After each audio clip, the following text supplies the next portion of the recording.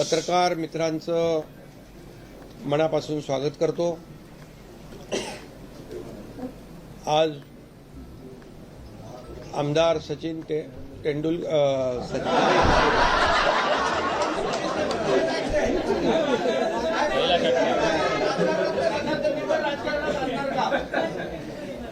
त्यांना पण राजकारणात आणायचं, त्यांनी पण आज षटकार मारलेला आहे सचिन अहिर यांनी। कारण 6 खासदारांनी षटकार ठोकले गेल्या आठवड्यात। आता 6 मतदारसंघामध्ये काही लोक जाऊन आले, त्यांचं सचिन अहिर यांनी षटकार मारून स्वागत केलंय असं मी म्हणतो। या ठिकाणी खरं म्हणजे चौकार षटकार सुरूच आहेत, राहतील आणि एक एक समोरची विकेट धडाधड पडत राहील। हा झाला आपला क्रिकेटचा भाग, जाऊ द्या गमतीचा भाग। परंतु सचिन अहिर हे 3 वेळा विधानसभेचे आमदार होते, आता विधान परिषदेचे आमदार होते आहेत, राज्यमंत्री होते, 7 विभागांचं राज्यमंत्रीपद त्यांच्याकडे होतं। गिरणी कामगारांचे नेते म्हणून त्यांनी काम केलं। अनेक युनियनमध्ये त्यांनी प्रमुख पदावर काम केलं। कोळीवाड्यांचं आज आपण पाहतोय, जो मूळ मुंबईकर भूमिपुत्र यांच्या प्रश्नांची जाण असलेले नेते म्हणून त्यांची ओळख आहे। अनेक सर्वसामान्य कार्यकर्त्याला, मिल वर्करला, कामगार क्षेत्रातल्या कामगारांना, कोळी बांधवांना, शिवसैनिकांना न्याय देणारा नेता म्हणून, आज त्यांची ग्रासरूटचा नेता म्हणून, ग्रासरूटचा कार्यकर्ता म्हणून सचिन अहिर यांची ओळख आज आपण पाहतोय। आणि खऱ्या अर्थाने त्यांनी आज विधान परिषद उपसभापती पदाचा फॉर्म भरलेला आहे, महायुतीचा फॉर्म भरलाय आणि महायुती आज मजबूतीने विधानसभेत आणि विधान परिषद दोन्हीकडे बहुमतात आहे। त्यामुळे ते उपसभापती म्हणून उद्याच होईल ना, उद्या त्यांची प्रस्तावाच्या माध्यमातून निवड होईल आणि ते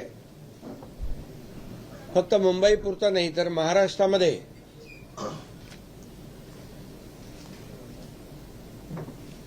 उपसभापती म्हणून न्याय देण्यासाठी काम करतील। ते आल्यामुळे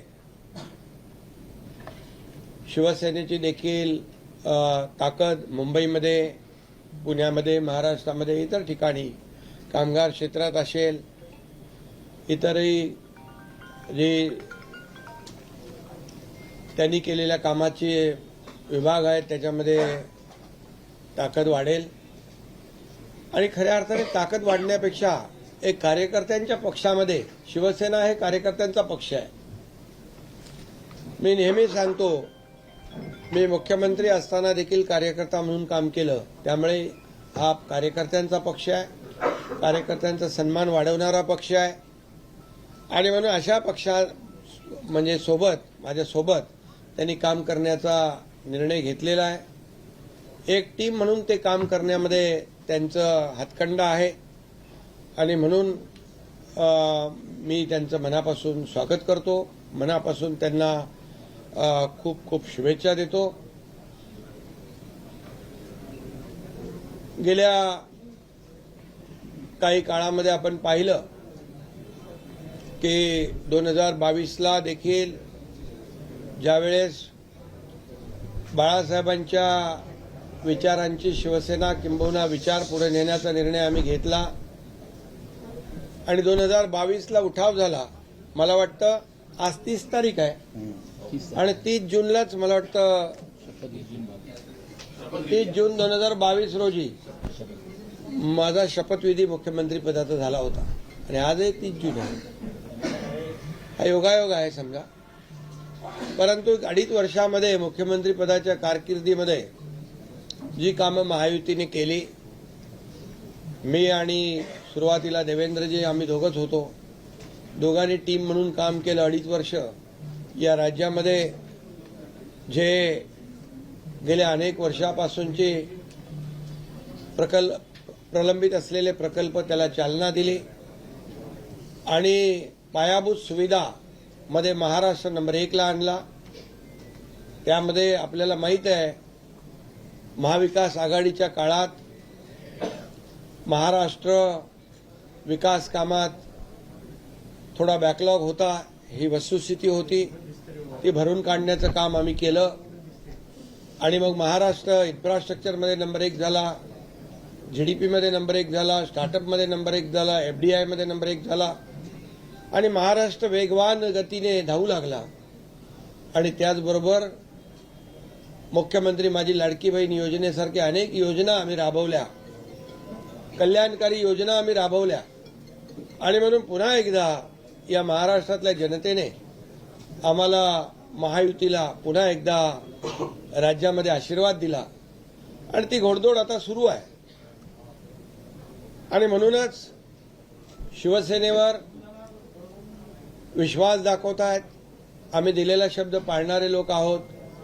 बाळासाहेबांचे विचार पुढे नेणारे आम्ही लोक आहोत. आनंद दिघे साहेबांचे विचार पुढे नेणारे लोक आहोत आणि शब्दाला किंमत देणारी संघटना आहे. आणि म्हणूनच लोक आज स्वतःहून येत आहेत.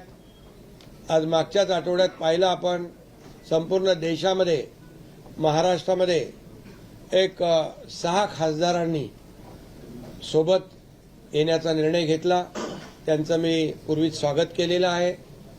कारण खासदार म्हणजे 20-20, 25-25 लाख लोकांमधून निवडून येणारा लोकप्रतिनिधी असतो आणि शेवटी जे आपण का शिवसेनेमध्ये येतो हे प्रत्येकाने सांगितलं. कारण आपल्या असलेला मतदारसंघ, आपल्याला निवडून दिलेली जनता यांना न्याय दिला पाहिजे, त्यांची विकास कामं केली पाहिजे, त्यांचे प्रश्न सोडवले पाहिजे, ही माफक भावना असते. आणि आपल्या नेत्याने आपल्या पाठीशी उभं राहिलं पाहिजे, संकट काळात असू दे किंबहुना विकास कामात असू दे. आणि त्यामुळेच या ठिकाणी सर्व लोक येत आहेत. आज गोकुळ गीते देखील इथं बसलेत.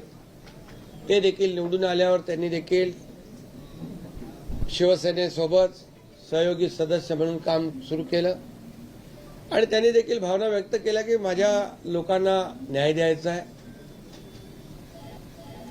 आणि म्हणून आम्ही कुठल्याही प्रकारचं तोडकाम करत नाही, आम्ही जोडकाम करतो. आम्ही तोडायला नाही तर जोडायला आलेलो आहे. काही लोक तुडवायला आलेत, आम्ही शिवसेना वाढवायला आलेलो आहे. ही आमची सरळ माफक भूमिका आहे. कारण शेवटी पॉझिटिव्ह आणि प्रॅक्टिकल राहणं ही आमची भूमिका सुरुवातीपासून आहे. आमचा अजेंडा खुर्ची नाही. आमचा अजेंडा ज्या लोकांनी आम्हाला खुर्चीत बसवलंय त्या लोकांचे प्रश्न सोडवणं, त्यांचे प्रश्न सोडवणं, त्यांच्या समस्या सोडवणं आणि त्यांना न्याय देणं ही आमची भूमिका आहे. आणि म्हणून गेल्या 2.5 वर्षाचा माझा मुख्यमंत्री पदाचा कार्यकाळ बघा आणि आता देवेंद्रजी मुख्यमंत्री आहेत. आम्ही टीम म्हणून पुढे चाललोय. आज शेतकरी असो, कष्टकरी असो, वारकरी असो, लाडक्या बहिणी असो, युवा असो, प्रत्येकाच्या प्रश्नाला आम्ही न्याय देण्याचा प्रयत्न केलेला आहे. आणि म्हणूनच गेल्या अनेक वर्षामधला जर आपण महाराष्ट्राच्या कामांचा इतिहास बघितला, विकासाचा वेग पाहिला आणि गेल्या 4-5 वर्षामधला विकासाचा वेग आपण जर पाहिला तर मी जे बोलतोय ते समोर आपल्या आहे. मुंबईतलेच बघा, coastal road, Atal Setu, metro, car shed, समृद्धी महामार्ग, हे फक्त तोंडावर अगदी असलेली नावं आहेत, परंतु महाराष्ट्राच्या कानाकोपऱ्यामध्ये आज ज्या पद्धतीने या महाराष्ट्राचा विकास होतोय, एक डबल इंजिनचं सरकार या राज्यामध्ये काम करत आहे. केंद्रातून देखील आम्हाला आदरणीय प्रधानमंत्री नरेंद्र मोदीजी पाठिंबा देत आहेत, सपोर्ट करतायत. मोठ्या प्रमाणावर गेल्या 10 वर्षामध्ये यापूर्वी यूपीए सरकारमध्ये पूर्वीच्या यूपीए सरकारने 2 लाख कोटी दिले होते.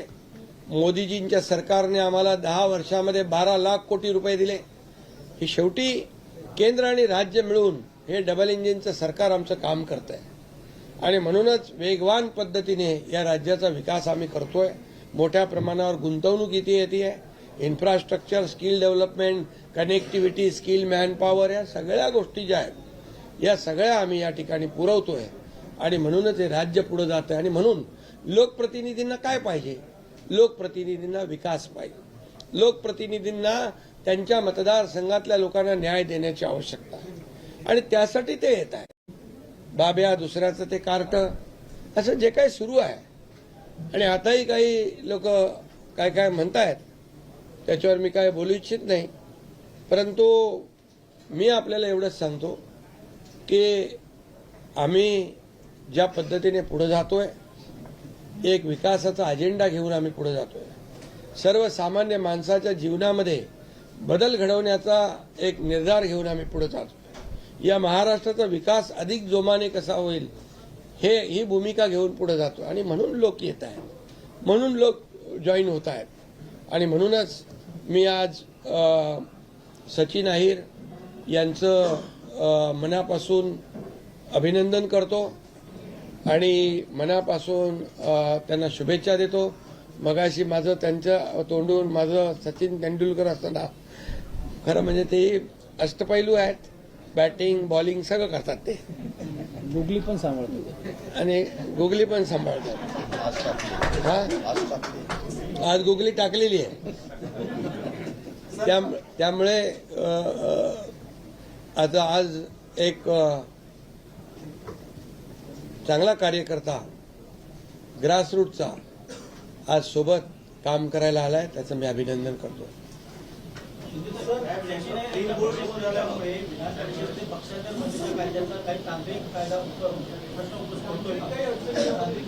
अरे बाबा, एकनाथ शिंदे जे करतो ते फुल प्रूफ करतो, फुल प्रूफ. त्याच्यामुळे काही अडचण त्याच्यामध्ये नाही. आणि आपल्याला माहित आहे, मी आता काय त्याच्यावर खुलासा करू इच्छित नाही, परंतु जे काय काम आहे ते फुल प्रूफ आहे, चिंता का नसावी.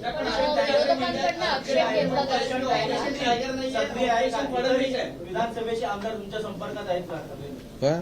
ठाकरेंचे विधानसभेतील इतरही आमदार तुमच्या संपर्कात आहेत का ऑपरेशन टायगर 3च्या अंतर्गत? अरे पण आजच सांगितलं तर उद्या ब्रेकिंग काय तुम्हाला नंतरची बातमी काय? उद्धव ठाकरे सातत्यानं म्हणतात की ऑपरेशन टायगर नाही तर ऑपरेशन त्यांचे पंख छाटण्यासाठी हे सगळं सुरू आहे.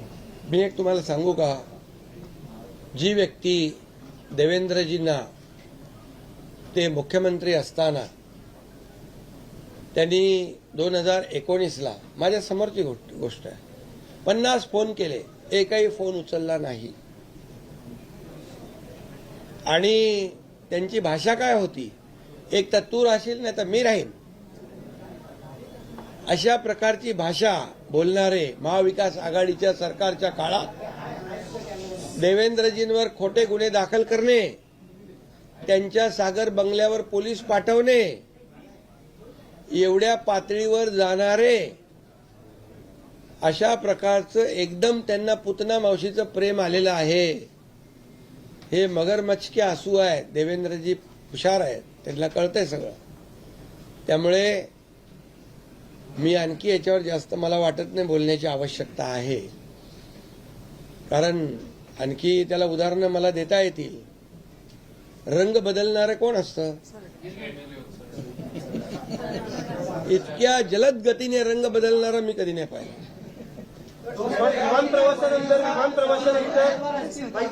विमान प्रवासानंतर या चर्चा सुरू.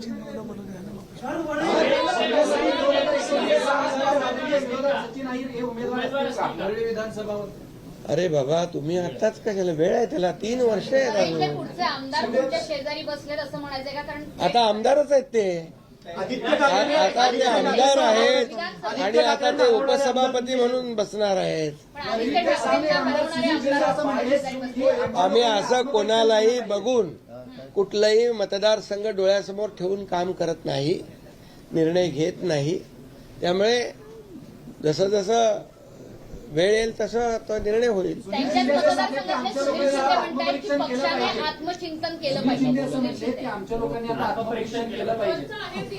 त्यांनी ना मग मी तेच सांगतोय ना दुसऱ्या जाणाऱ्यांना शिव्या देण्यापेक्षा शिव्यांची आता शिव्यासेना जाऊन आली 6 मतदारसंघामध्ये, बरोबर. त्यांचं वेलकम सचिन अहिर यांनी आज केलेलं आहे, त्यांनी उत्तर दिलेलं आहे. त्यामुळे मी एवढं सांगतो, आत्मपरीक्षण करणं, आत्मचिंतन करणं हे त्यांनीही करायला पाहिजे. हे आता सुनील शिंदेच बोलतायत, याचा अर्थ खरंच करायला पाहिजे. अभी तुम्ही बोला. 22 जून को एक ऑपरेशन हुआ, जब 22 जून 2022 को आप गए थे उस दिन, और आज जिस दिन शपथ ली थी आपने, आज फिर ऑपरेशन 2 हुआ. अब इसको कैसे जोड़ते हैं और 3 ऑपरेशन कैसे सक्सेसफुल होगा ऑपरेशन? नहीं, ये संजोग है. 22 जून 2022 में नहीं 30 जून 2022 में सरकार महाराष्ट्र की बदल गई थी और महाराष्ट्र की जनता के दिल की सरकार हमने लाई थी, महायुति की सरकार, जो 2019 में आनी चाहिए थी. लेकिन 2019 में मैंडेट दिया था महाराष्ट्र की जनता ने महायुति को, लेकिन मैंडेट को ठुकरा के उबाठा के लोग कांग्रेस के साथ चले गए. बाला साहब ठाकरे जी की विचारधारा को तोड़ दिया उन्होंने और महाराष्ट्र की जनता के पीठ में खंजर घोंपने का काम किया. देवेंद्र जी के भी पीठ में खंजर घोंपने का काम किया 2019 में. और इसीलिए महाराष्ट्र की जनता का जो मैंडेट था महायुति की सरकार लाना, वो हमने लाया 2022 में और 2022 से ये काम शुरू हुआ है. आज भी 30 जून है, ये संजोग है. और इसलिए जो महाराष्ट्र की जनता चाहती थी वो काम पिछले, मैं मुख्यमंत्री था 2.5 साल तब भी किया हुआ. आज देवेंद्र जी मुख्यमंत्री है, हमारी टीम काम कर रही है. केंद्र से आदरणीय हमारे लोकप्रिय और यशस्वी प्रधानमंत्री नरेंद्र मोदी जी राज्य को भरपूर योगदान दे रहे. 12 लाख करोड़ रुपया 10 साल में दिया है. ये डबल इंजन की सरकार काम कर रही है और इसलिए लोगों को चाहिए विकास, लोगों को चाहिए एजेंडा, विकास का एजेंडा. लोगों को स्थगिती सरकार नहीं चाहिए, लोगों को प्रगति सरकार चाहिए. लोग चाहते हैं हमारे जीवन में बदलाव हो जाए, लोग अच्छे रास्ते चाहते हैं. मुंबई में गड्ढों का प्रवास करना पड़ता था, हमारी सरकार आई तो तुरंत हमने पूरी तरह कॉन्क्रीटाइजेशन का निर्णय लिया, सीवरेज ट्रीटमेंट प्लांट का निर्णय लिया, कोस्टल रोड को कंप्लीट किया, अटल सेतु को कंप्लीट किया, समृद्धि मार्ग को कंप्लीट किया, मेट्रो का स्टे हटाकर मेट्रो को शुरू किया. ये मुंबई के लिए भी जो काम हमारी सरकार ने किया है वो लोगों को याद है. इसलिए फिर से सरकार महायुति की आ गई और मुंबई में भी महायुति की सरकार बन गई. और इसीलिए आज सचिन अहिर जैसे कार्यकर्ता, जो कर्मठ कार्यकर्ता है, ग्रासरूट से जुड़े हुए हैं, जिनका समाज में एक बड़ा अस्तित्व है, और ऐसे लोग क्यों आ रहे हैं, इसकी सोच, इसका विचार, इसका आत्मचिंतन, इसका आत्मपरीक्षण सामने वालों ने करना चाहिए. क्या यूपीटी पार्टी के और भी विधायक आपके संपर्क में है? ऑपरेशन टाइगर क्या अभी भी चल रहा है? अभी ये ऑपरेशन छोटे मोटे करते रहता हूँ मैं.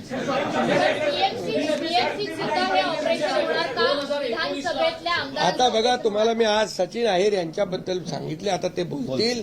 बाकी तुम्हाला नंतर सगळं हळूहळू, तुम्हाला आजच सगळं सांगितलं. 2019ला आदित्य ठाकरे निवडून आले, ते सचिन अहिर यांच्या मदतीमुळे निवडून आले. आज 4थ्या अॅनिव्हर्सरीला आदित्य ठाकरेंचा सगळ्यात जवळचा नेता आणून तुम्ही त्यांना अॅनिव्हर्सरी गिफ्ट दिलंय. त्यांचं बघा, आता याच्यात कोणाला गिफ्ट देणं वगैरे नाही. आता ते जे फिरून आले ना 6 मतदारसंघात, आमच्या सगळ्या खासदारांना जे आलेले आहेत त्यांना शिव्या शाप देऊन आले, त्यांचं वेलकम सचिन अहिर यांनी आज केलंय, एवढंच सांगतो बस, बाकी काय. भाऊ बोलतील जरा तुम्ही बोला माईक चालू करा.